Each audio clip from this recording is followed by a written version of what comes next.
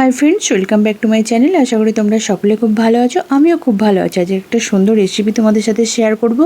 तो के बोलेছে आलू छाड़ा माखा माखा माছের झोल হবে না। तो देखो আমি রুই মাছের পিসগুলো নিয়ে নিয়েছি সুন্দরভাবে ধুয়ে।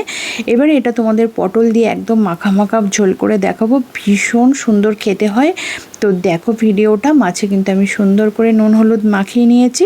এরপরে এই যে আমার একটা জাদু কড়াই রয়েছে, লোহার কড়াই, তো সেটাতে আমি কিন্তু তেল অলরেডি দিয়ে দিয়েছি।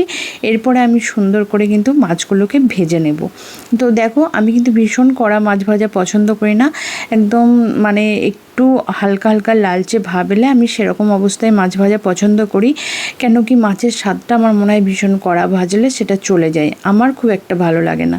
তো দেখো এইভাবে কিন্তু আমি সমস্ত মাছ দিয়ে দিয়ে ভেজে নেব তেলের মধ্যে।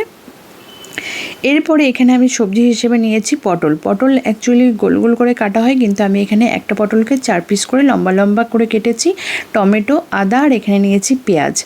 তো এইখানে দেখো আমি কিন্তু পটলগুলো ওই মাছের তেলেই ভেজে নেব সুন্দর করে। তারপরে এর মধ্যে একটু পাকা কাঁচা লঙ্কাও দিয়ে দিয়েছি।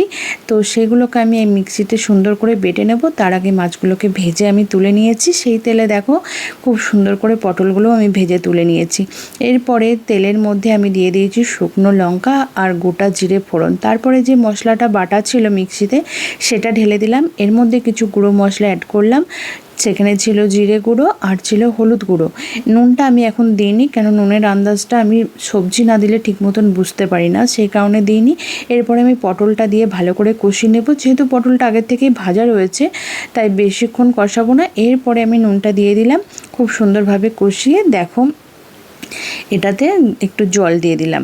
তো ঝোলের পরিমাণ এটাতে খুব বেশি থাকবে না, এটা কিন্তু একটু মাখো মাখোই হবে, তোমাদের আগেই বলেছি। এরপরে দেখো ঝোল ফুটে এলে আমি কিন্তু সব মাছগুলো এর মধ্যে দিয়ে দেব।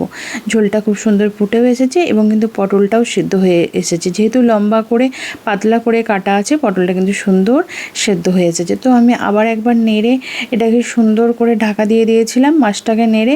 তারপরে দেখো ঝোলটা কিন্তু টকবগিয়ে ফুটে গেছে। আর আমি আরেকবার সুন্দর করে নেড়ে নিলাম। কত অপূর্ব দেখতে হয়েছে দেখো, আর এটা কিন্তু খেতেও ভীষণ ভালো লাগে।